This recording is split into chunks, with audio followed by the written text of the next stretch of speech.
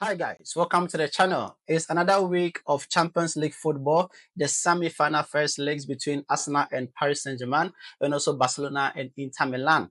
We are here to discuss what went on in the match and also after this match. If you're new to the channel, remember to subscribe to this channel, like this video, share this video, and leave comments. On a Tuesday evening, we witnessed an interesting or a thrilling fixture between Arsenal and the PSG at the Emirates Stadium, whereby PSG won by a goal to nil.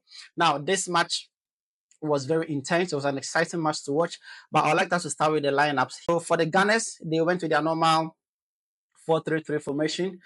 So we have Raya in goal and also Lewis Kelly at left back.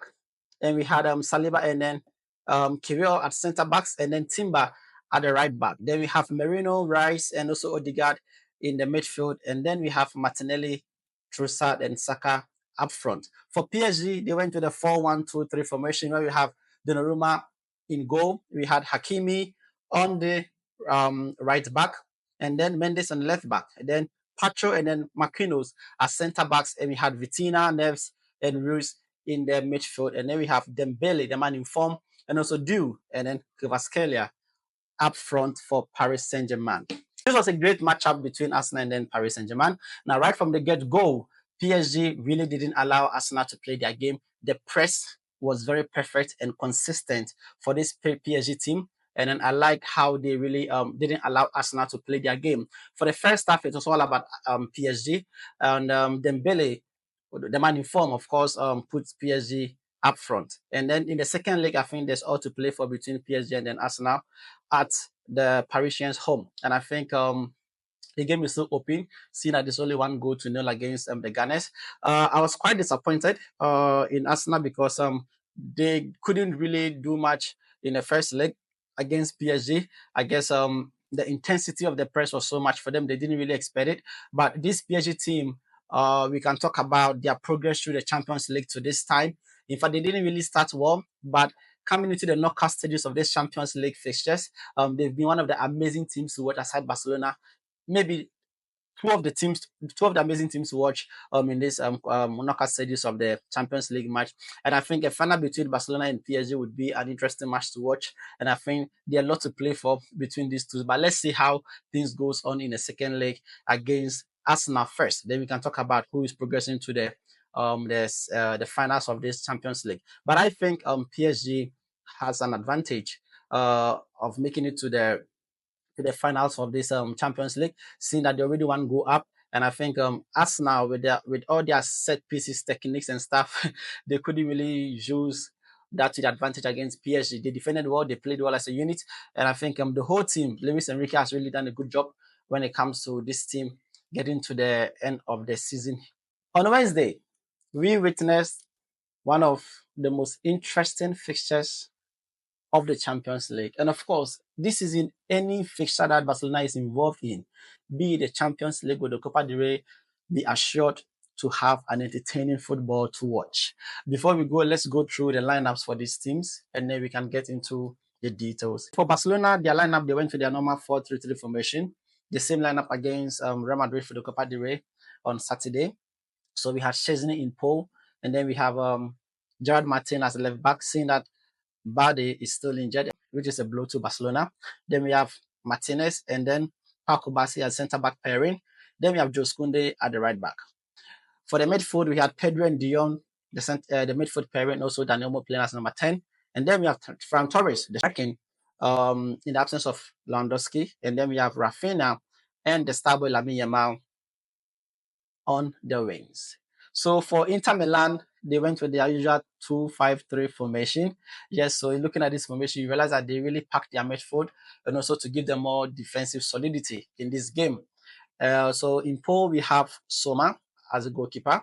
And we have Bizek, Acerbi, and Bastoni as the three centre backs in this game. In midfield, we have Dumfries, the man of the night, who scored two goals in this fixture. Barella and also Chanaloglu and Mkhitaryan, and then DiMarco as the midfielders. Then the men leading up front, the two strikers happens to be Martinez and Thuram. So these are the lineup for both teams. There weren't any major surprises with the lineups and also the information. I think this is what we expected both coaches to come with. Yeah, so let's get into this game. This first leg fixture gave us everything we wanted to see in football. Whether you are hate watching, whether you're a fan of Barcelona or Inter Milan, whether you are neutral, whatever it is, I'm sure you enjoyed this first leg of the semi-final between Barcelona and Inter Milan at the Montjuic. We witnessed some outstanding goals from these players, and also we can talk about Lamine Yamal all day for his brilliance in this fixture. He's one of the guys, I mean, that walks the talk when it comes to modern football. He talks and he delivers. And that's one thing I like about him. A 17-year-old boy and he plays with no pressure.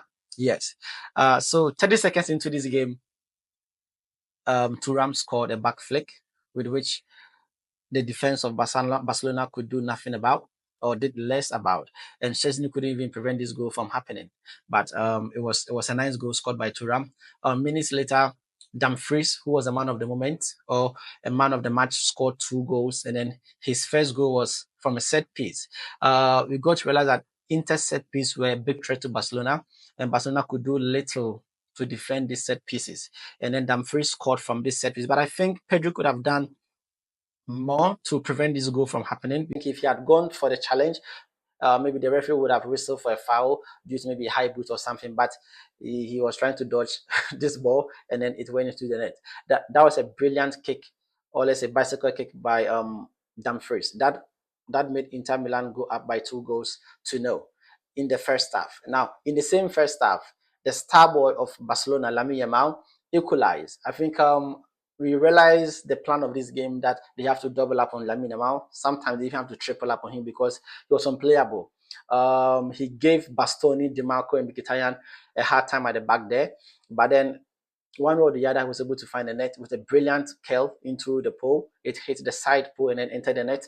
That makes it 1-2 for Barcelona. And then Ferran Torres, that was a good team play to really equalize. It was 2-2 for the first half. Now, going to the second half, I expected a lot of changes to come in this game. Unfortunately, we saw Martinez and also Jules Koundé leave the pitch because of injury. But the second half, Inter Milan took the lead again from the same player, Dumfries. Yeah, also from a set piece. It was a header into the net. But I blame Chesney for this goal. I think if you're a keeper and you're coming out for a ball, you must make sure that you will get the ball. I don't know what Chesney was thinking, but he came out and then he didn't get the ball, and it was a free header for Dumfries into the net. And I think it's one thing that Inter are very good at with the set pieces, seeing that the backline of Barcelona don't have. I mean the physicality, how tall the players are, they couldn't really defend against the set pieces by Inter. But I think going into the second leg, Barcelona should work on how to defend these set pieces against Inter, because except the first goal by Thuram, all 2 goals from Inter came from set pieces. And I think it's something Barcelona are going to really watch and maybe work on it going to the second leg. Yes, minutes later into the game, yeah, we saw Rafinha from also a set piece, a pass by Pedro to Rafinha, and then it was a shot into the net, but it was an own goal by Soma, and that made it 3-3 for Barcelona and Inter Milan going into the second leg in the Champions League. Now, I want to talk about Lamine Yamal. Yes, he's an exciting talent to watch, and yesterday marks the 100th game for Barcelona. Yes, Lamine Yamal played his 100th game for FC Barcelona at the age of 17. Not even Messi or Cristiano Ronaldo was able to achieve this feat.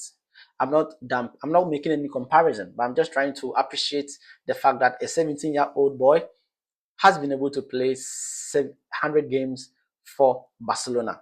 Just only 17.